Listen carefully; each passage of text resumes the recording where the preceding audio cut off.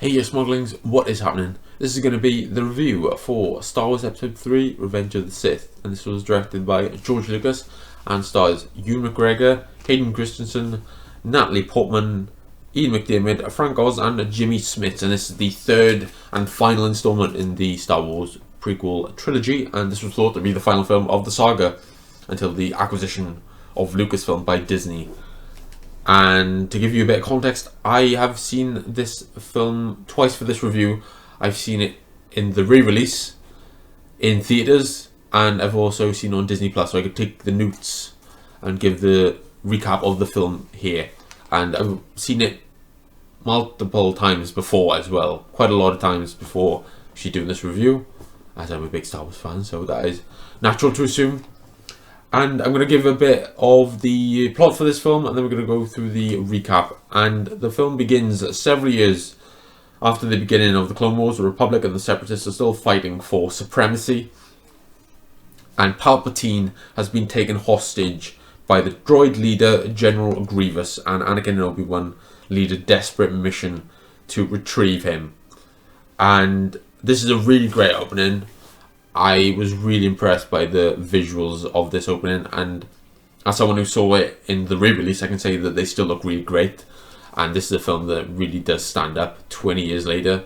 It's really tremendous how little we've advanced technologically in terms of visual effects, because this still looks really great.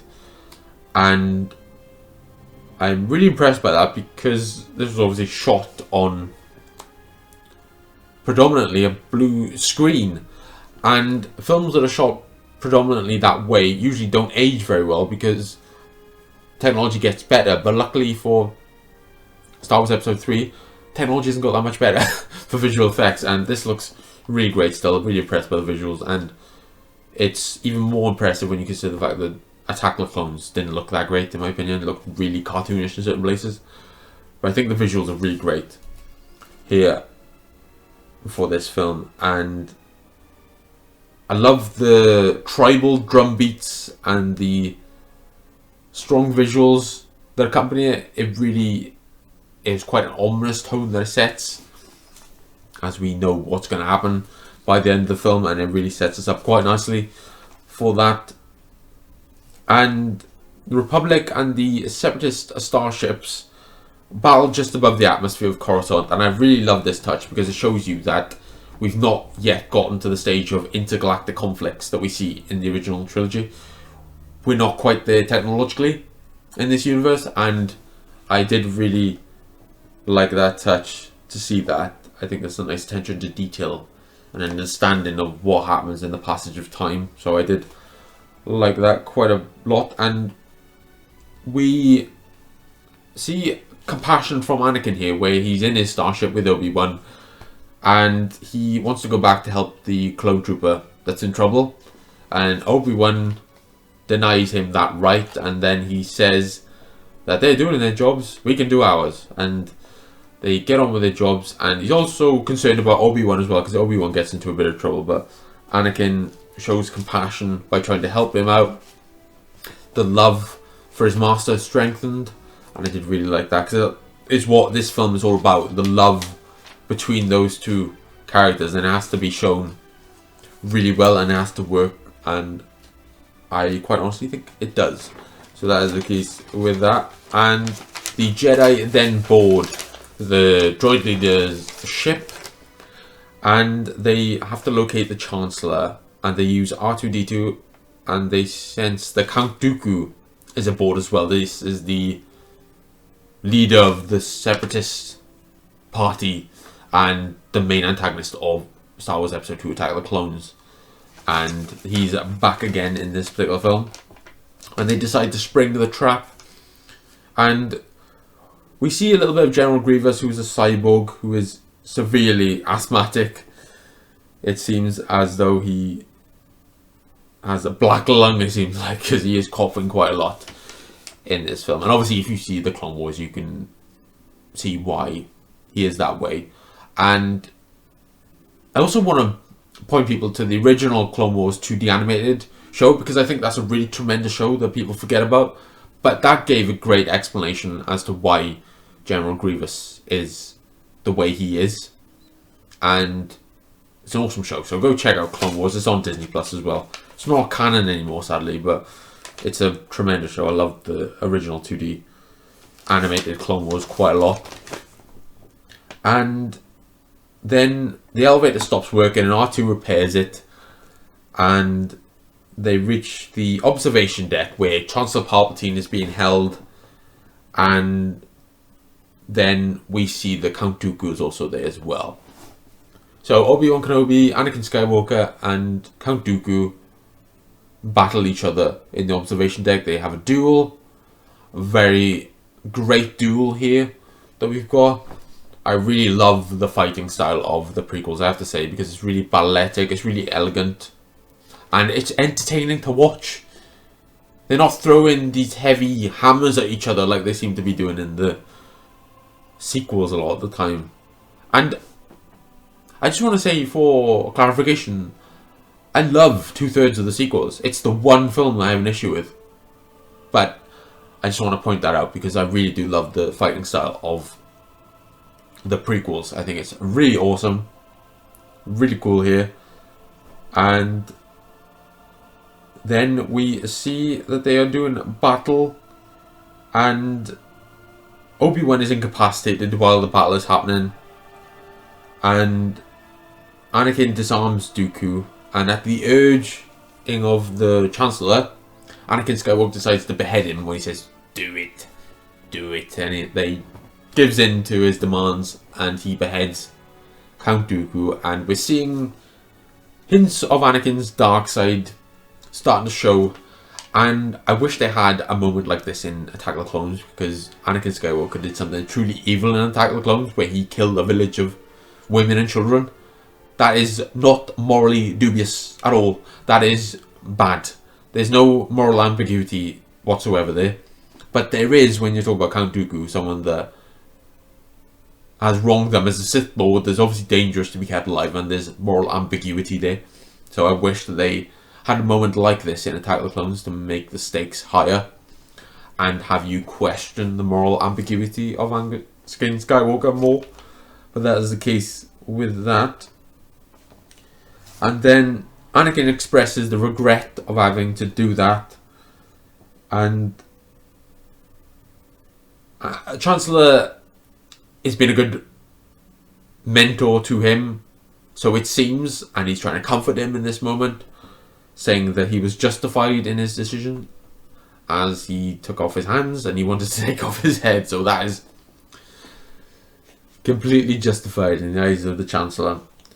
And Anakin confided in Palpatine about killing the Sand People, which is a little moment here, a little moment of dialogue between Anakin and the Chancellor, where it explains their relationship, as Palpatine brings up the fact that Anakin told Chancellor about killing the Sand People after they killed his mother. So I like that because it shows how much their relationship has deepened in this 3 years and how they are growing closer to each other, which is really nice to see. I really like that they set that up quite well there. And then Anakin takes an unconscious Obi-Wan with him. He wakes up and they are trapped and brought to Grievous. And I like that Anakin was adamant that he had to take Obi-Wan here. Chancellor didn't want him to be taken, because obviously he's not part of the plan. But I like that Anakin was adamant that Obi-Wan Kenobi had to be taken with him, because he's his closest friend, so he had to be taken.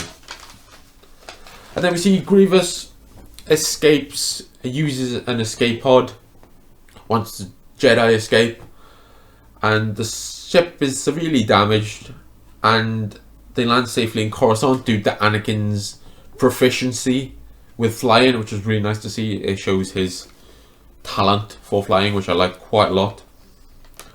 And then I think this is one of the best openings for a Star Wars film, quite honestly. I think this is a really tremendous opening, like I've said.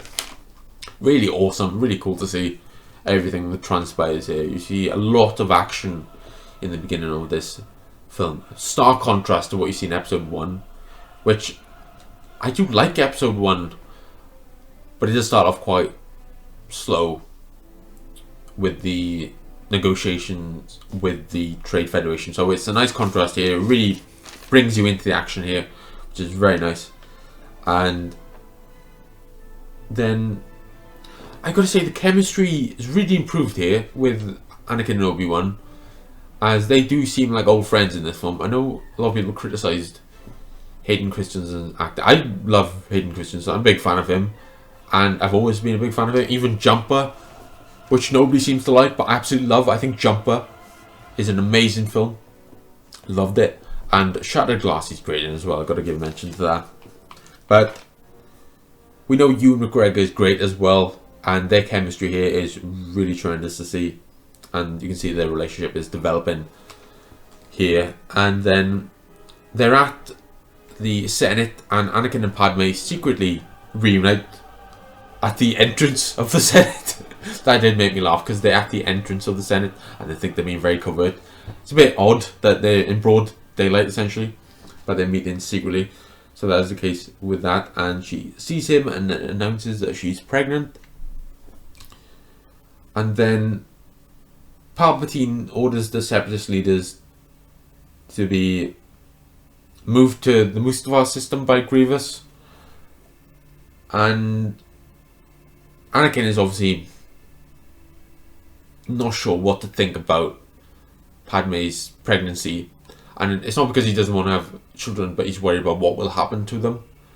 And he's obviously got the sense of a Jedi to know that something bad might happen to them. And he gets an ill feeling about it. And it's obviously forbidden to love and to have children as a Jedi. You're supposed to be sworn to a monastic way of life. And that is the case with that. And with that, we get probably the worst scene in the film. And it's in Padme's apartment. And the dialogue doesn't make much sense, because we have this little exchange between them where Anakin says, "You're so beautiful," and she said, "It's only because I'm so in love." And he's like, "No, it's because I'm so in love with you." And she's like, "So love has blinded you?" "Well, that's not exactly what I meant." "That's probably true." What the shit does that mean? I don't know what this means. It's like a goddamn Rubik's Cube, this conversation. We know, George, you're not the best at dialogue. We love you, George. George Lucas, one of the greats. I will not deny it. I would love to meet George Lucas. I just think he's not the best at dialogue. But it's fine, George. We forgive you. And then we get that scene, and then we get Anakin's nightmare, and then Padme's death in childbirth, and then we get Anakin giving his dream to Padme and admitting what has actually happened, because she knows that Anakin has been troubled, and he says, "You die in childbirth." And then we get what actually happens to Padme as she dies in childbirth. And really great music in this scene. Love the music. John Williams doing God's work really is tremendous. He's the best at composing scores for some of the greatest films, and I think he's a really tremendous musical composer. Don't need me to say that, because obviously he's John Williams, but really love his score. I think this is one of the best scores in Star Wars, quite honestly, this film. So that is really awesome to see. And then we've had the nightmare, and then we get Anakin discussing premonitions with Yoda. And I like this because we don't get much interaction between Anakin and Yoda individually in the prequel trilogy. I think I wanted more of that, because you don't get much of a relationship with them. They're obviously in the Jedi Council quite a lot, but we don't get the relationship with them individually. And I like that we had this scene here, and he's discussing his premonitions, and then we see Yoda saying, "Fear is a path to the dark side." And then Palpatine asks Anakin to represent him on the council to become a master. To become a master. I'm overwhelmed. And then we get that scene there. By the way, I'm not taking the make out of Hayden Christensen. I just love the character. I love doing the lines as well. So forgive me if I indulge in doing the lines quite a lot, because I just love speaking the lines of dialogue. I think it's awesome. And then we do that, and then Jedi Council denies Anakin, and they request him to survey Palpatine to essentially be a spy to Palpatine. And then when they deny him his actual request to become a master, he says, "What? How could you do this? It's unfair. How could you be on the council and not be a master?" And he says that, and then what happens then is that he has a discussion amongst the Jedi, and Anakin is not in the scene where they discuss the prophecy possibly being misread. I don't know how you can misread a prophecy. Who's reading this goddamn prophecy? Get a good person to read the prophecy. But that is the case with that. And then they say it could have been misread. That is a distinct possibility. They say that Anakin may not be the chosen one. He may be the one to not bring balance to the Force. And then we get the meeting with Palpatine and Anakin at the Opera House. And really brilliant scene here. One of the best scenes in the film, I think, with Anakin and Palpatine. Where they tell the story of Darth Plagueis the Wise, who influenced midichlorians to create life. And we get the allusion here to Palpatine possibly being Anakin's father. And I believe this wholeheartedly, because I believe he influenced the midichlorians to create an apprentice, and I think that's what he's done here. I have to look more into this, because I don't know if this has been confirmed by anyone who's in charge of the canon, but I believe Palpatine is technically the dad of Anakin Skywalker, because he created the midichlorians to create life within Shmi Skywalker. That's what I believe, as obviously Anakin Skywalker is a virgin birth, he didn't have a dad, biologically speaking, so I believe that Palpatine is technically the dad of Anakin Skywalker. And then Anakin learns more of the dark side from Palpatine, and Grievous has been located on Utapau, and this has been told to Anakin by Palpatine, and Obi-Wan is sent to capture Grievous, and Anakin obviously wanted to be the one to get Grievous, and Chancellor voted for his support for Anakin to do that. And I loved that we see Anakin's estrangement from the Jedi Order, his lack of interest in the Jedi Order due to them not recognizing his merits and him believing that he's not truly valued in the Order, and he's wondering what his place is here. That's what this whole film is about, his place in the Jedi Order, and how it is in doubt in his mind, and how they're not letting him do what he needs to do. And I think a really great decision here was to have the reason that he turned to the dark side was to have his love of Padme be in danger, and I love that they chose that as the reason as to why he went to the dark side, because his love of Padme was so strong that he wanted to save her, and the visions said that he was not going to save her and he wanted to prevent this. I love that. I think that is really great, because George Lucas has brilliant ideas. Obviously he's a brilliant man. Obviously he's the wealthiest filmmaker of all time and a very canny person, and he's got really great ideas in a lot of instances, and it's really great to see that here. It's evidenced in this film quite a lot. And then Obi-Wan is sent to Utapau to capture Grievous, and the droid arrives, and then we see the droid armies arrive on Kashyyyk, the Wookiee homeworld. It's cool to see the Wookiees. I know that they wanted to tie this to Chewbacca, and obviously Chewbacca is in this film, so they tie it to the Wookiees there in Kashyyyk. And then Anakin and Obi-Wan are separated on their individual assignments, and they share a heartfelt exchange. And this is obviously a very important scene, because this is the last time we see them together before the mission actually takes place for Obi-Wan. And the next time we see them, they are enemies. And it's a really sweet exchange they have here, where Obi-Wan is telling him how proud he is of Anakin. And it's really tragic. This film is a Shakespearean tragedy. I truly believe it is a Shakespearean tragedy, and that is what they wanted to achieve with this film. And I think they did achieve that, because it is truly sad and dour and tragic. And Then we get the visions of Anakin worsening, and he cannot relinquish his desire for power to save Padme because this vision is haunting him, and obviously this is the work of Palpatine, who's influencing his mind in a lot of ways here. And then Obi-Wan is on his reconnaissance mission, and he always gets caught on his reconnaissance mission. He's a terrible spy, because we saw that in Attack of the Clones when he's spying on the separatist movement on Geonosis. We see him get caught, and obviously he gets caught here, because it always happens. But this time, it's his fault, because he says, "Hello there," and he announces himself. God damn idiot. God damn it, Obi-Wan. Just be a little more subtle, could you? Just be a little bit more subtle.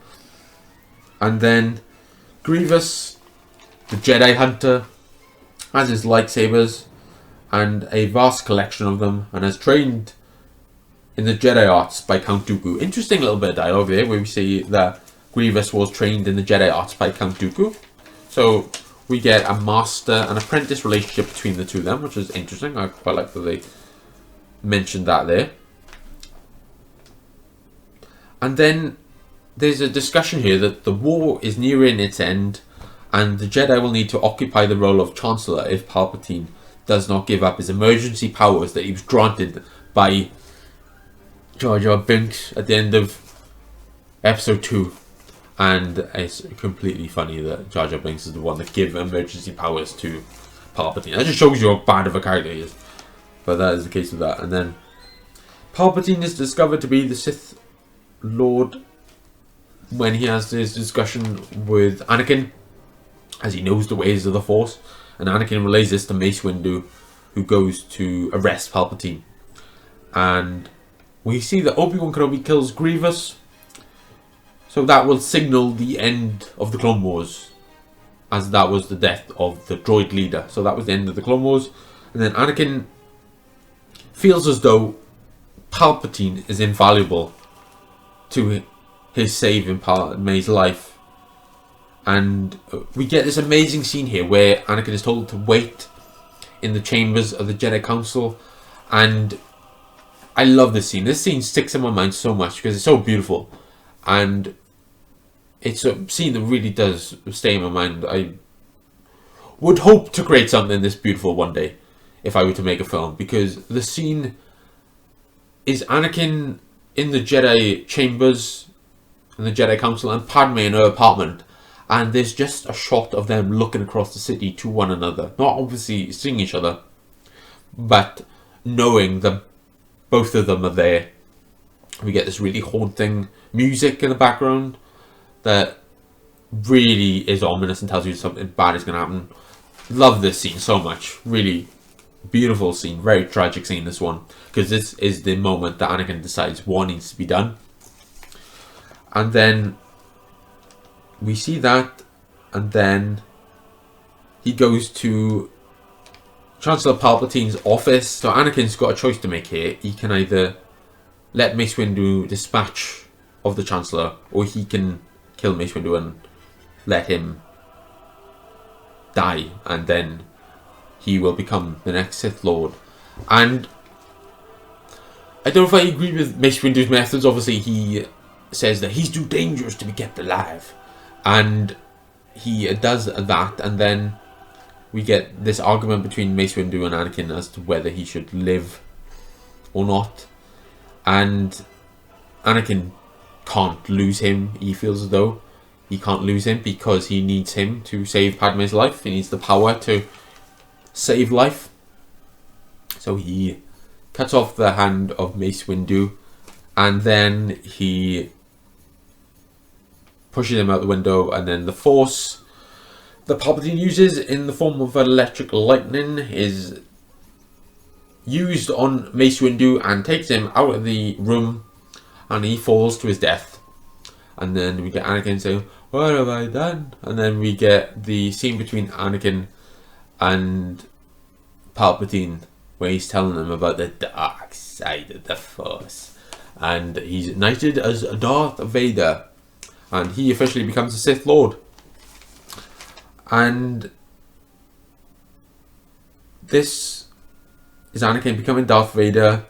Order 66 is about to be executed, which calls for the elimination of all the Jedi. And this is the culmination of Palpatine's grand scheme. And it's quite reminiscent of a show that's quite topical at the moment, which is The Last of Us, which I'm obviously watching and love The Last of Us. And it reminded me quite a lot of that in the perspective of watching it in 2025, where you see a man commit heinous acts in order to save the ones he loves. So it reminded me quite a lot of that in that particular instance. And we get this order carried out, which is Order 66, and this is obviously order that is very reminiscent to the Night of the Long Knives by Adolf Hitler. And this was a purge orchestrated to eliminate people of note, and that's what they did in Nazi Germany in the 30s, and here we're doing it with all the Jedi. So these are all the Jedi, and George Lucas is obviously drawing parallels between World War II and many wars, and that is something that makes this quite topical when it's done right. And I really like the way he's done here. He's drawing comparisons to Nazi Germany in this particular film, and it really does heighten the horror of what is actually happening. And he's trying to eliminate enemies of the Republic, all the Jedi that were not loyal to him, and obviously all the Jedi that are in the Jedi Order, to get rid of them, to give rise to the new galactic empire. And then we get the montage of the Jedi being killed, and we get characters that we know in the Clone Wars as well. We get to know them more. We get Master Plo Koon, who's just here for a second. I don't think we see much of him, but in the Clone Wars his character is more developed and we see a lot more of him, and it makes his death more tragic when you're seeing it through the lens of actually watching the Clone Wars. And I loved the scene of Ki-Adi-Mundi getting killed, because it was very sad, because he's going against the droid armies and the clones are behind him, but we see the clones hesitate and start to shoot him. I thought that was really well shot. You see the horror on his face as he's about to get shot. It looks like all his old friends have turned on him, and it's really tremendously done. There's a lot of credit to the acting that's done here as well, because the acting is doing a lot of the heavy lifting for these scenes where the Jedi are getting killed. And whilst Anakin is purging all the Jedi in the Jedi Temple, I made a note of this because I had a hard time understanding his actions at first when I watched this several times after I saw it in the cinema in 2005. I was wondering, how could a person that was so good as Anakin Skywalker turn to the dark side? And it's reasonable to assume he's going to be under a spell of Palpatine. Palpatine is obviously a Sith, which is obviously a dark wizard, and he's going to be putting him under a spell because he's easily under the influence. And this is something that is quite clever with the prequel trilogy, because Anakin Skywalker was of an older age to be trained as a Jedi in episode 1, which means he's not trained to be emotionally developed, and because his emotions are volatile, he's easier to control. And that was why the council hesitated to train him at first, because they knew that he would be very emotional because he was not trained to hone his emotions properly. So that is quite clever, because he's obviously going to be under the influence more easily in that way. And I did like that, because he's obviously emotionally unstable and more susceptible to corruption. Very clever work there. And Anakin obviously cares for Padme and Palpatine, who are part of the Senate. So I believe that he sees them as part of the Senate, Padme and Palpatine. And then you have Obi-Wan Kenobi that represents the corruption of the Jedi Council in Anakin's eyes. So that is who he considers to be his enemy, right there. And then we see Obi-Wan Kenobi and Yoda return to the Jedi Temple to dismantle a coded message and warn the Jedi to stay away from the Jedi Temple. And then we get a session of Congress which announced the dissolution of the Republic.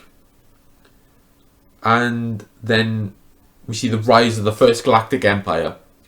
And then we see Padme, obviously very upset, who says, "This is how liberty dies, with a thunderous applause." And I thought that was a very heavy line. It's quite a poetic line, very poetic. And that was the line that she gave there. And then we see that the Separatists were ushered to Mustafar by Palpatine for a specific reason, and the reason is to eliminate all of them by Anakin Skywalker. So Darth Vader went to Mustafar, killed all the Separatists, and then we see in the Jedi Temple the sight of slain Jedi Padawans, which is very sad to see. And it's disturbing and very effective, I thought. So I did really like the effectiveness of what was shown there, because it was quite horrible to see the Jedi being slain by one of their own. And then we get Obi-Wan Kenobi, who realizes Anakin has fallen to the dark side when he sees a video hologram. And then Obi-Wan Kenobi tries to get information from Padme. She then goes to Mustafar to find him, whilst Obi-Wan sneaks aboard a ship. I like this little scene here because I can see a world in where they explored the jealousy that Anakin experienced when Obi-Wan Kenobi grew close to Padme. And I can see them developing a relationship. I can see that Obi-Wan Kenobi could have been the voice of reason and could have been someone that comforted Padme when Anakin was emotionally unavailable. So it would have been interesting to see a world where that was more explored, I thought. Because I can see Obi-Wan Kenobi and Padme becoming closer over the course of this conflict. So I like the scene here where they were talking about Anakin Skywalker, because it hinted at something deeper and their relationship. Because there's obviously a familiarity there. They're obviously quite good friends, so I would have liked to see that explored a bit more. But that is the case with that. And then Padme realizes that Anakin Skywalker has changed to the dark side as she sees him, and then Obi-Wan represents what is wrong with the Jedi to Anakin: suppression, superiority, narrow-mindedness, all these things that Anakin really despises about the Jedi is personified in Obi-Wan Kenobi in his perspective.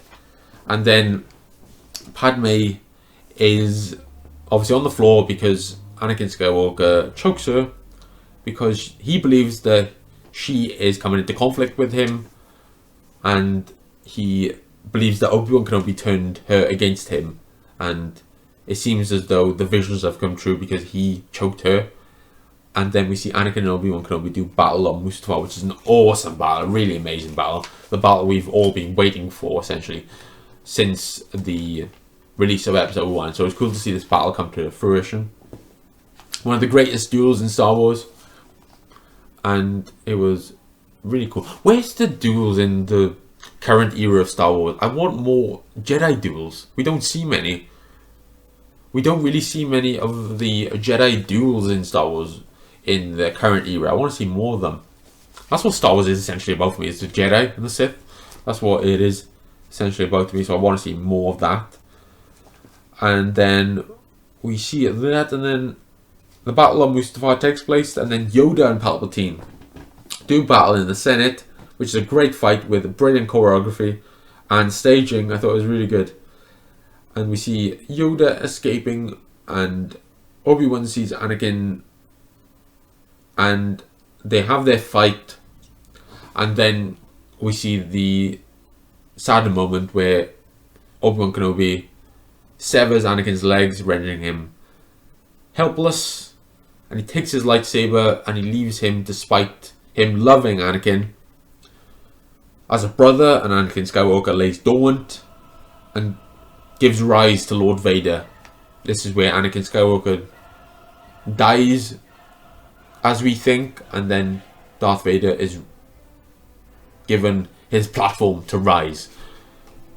And I wanted to see, like I said, the exploration of Obi-Wan Kenobi growing closer to Padme. I thought that would have been a really great point of conflict there.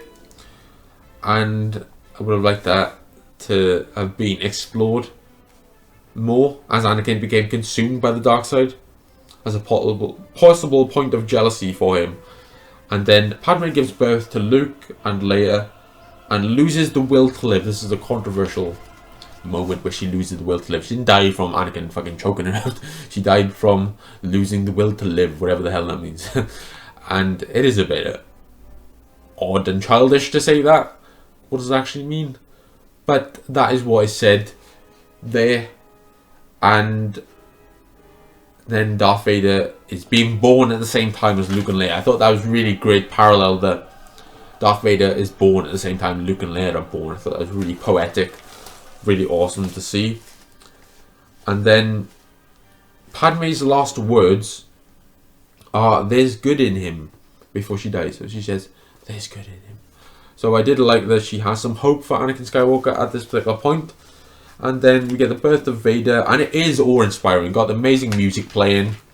You've got the mask being placed upon his face, and you've got that iconic asthmatic breathing that is happening, and I really like that they were actually doing that.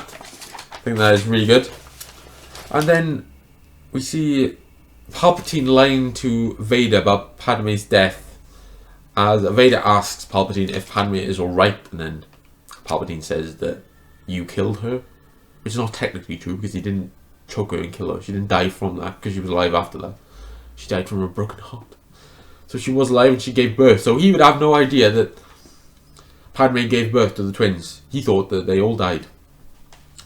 And then the twins are then delivered to Alderaan and Tatooine. So Leia is delivered to Alderaan and Luke is delivered to Tatooine.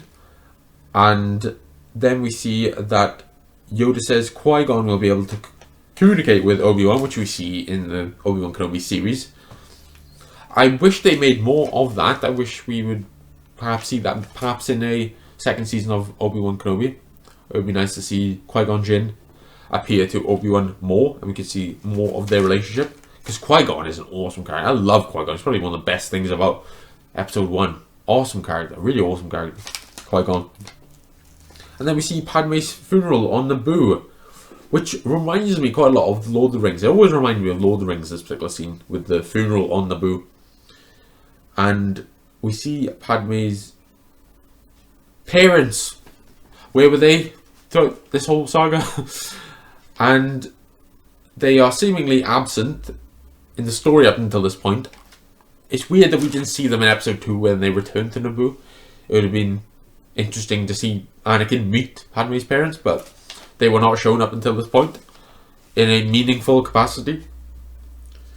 And then we see the construction of the Death Star, which is overseen by Vader, Palpatine, and the newly appointed Grand Moff Tarkin, who makes a brief cameo appearance. And that was nice to see, and has that connective tissue to the original trilogy. And the guy does look a lot like Peter Cushing from a distance, so it was cool to see that. And then we see the scene that was shot during episode 2 on Tatooine, because we don't go to Tatooine at any point during this film until the end. And it's a cool bit of trivia that this scene at the end of episode 3 was shot during the production of episode 2, and it was because they obviously didn't want to come back to Tunisia for one goddamn scene. It'd be too expensive. So they shot that scene there, and then Obi-Wan gives Luke to Owen and Beru, and look out at the twin sons mimicking the stance that Luke gives in the original Star Wars film. And it's a beautiful ending. Love this film. Really think this is a great film, and clearly the best of the prequel trilogy in my mind. There's no doubt in my mind that this is the best film in the prequel trilogy, and one of my favourite Star Wars films. I always have a hard time deciding what is my definitive favourite. I have a few that are in my mind, but I really love this film. Always loved it. I had a great time watching it again in the re-release, and I loved it when I first saw it. And it's really great. It really stands up, quite honestly. It really does have the appeal of aging really well, and how often do you see the protagonist of a trilogy turn to the dark side? It's really novel, and it's not done as much as you expect, so that does make it quite unique. And I want to see more of that. That is something that fascinates me, when you see a hero fall to darkness, and we don't see her enough. I know they did hint at that being a possibility for the sequel trilogy, but we didn't get that. And we are seeing the origin story of the greatest villain in film, which is Darth Vader, and it's awesome. And I want to see George Lucas return to Star Wars, quite honestly. I know he's getting older. I know he doesn't have to, but I would really be interested in seeing George Lucas direct a new Star Wars film, as I know that he obviously doesn't have the rights to Star Wars anymore, but he can direct a film, I believe, and I would love to see that. I want to see what that looks like.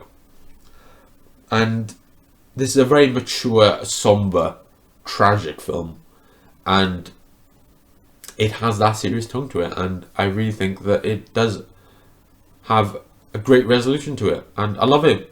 I'll always love it, and it was tremendous seeing it in the theatres again. I'm going to give Star Wars Episode 3 Revenge of the Sith a 9 out of 10. It does have some bad dialogue, and that is a trademark of George Lucas, it seems like. But the scope and spectacle and the story and the stakes of the film are amazing, and it's a great experience watching it again, and it's a very big touchstone of my childhood, and I absolutely love it. What did you guys think of Star Wars Episode 3 Revenge of the Sith? Let me know in the comments down below. I really appreciate you watching, Smauglings, and I will see you soon. So you guys take care, and I will see you soon.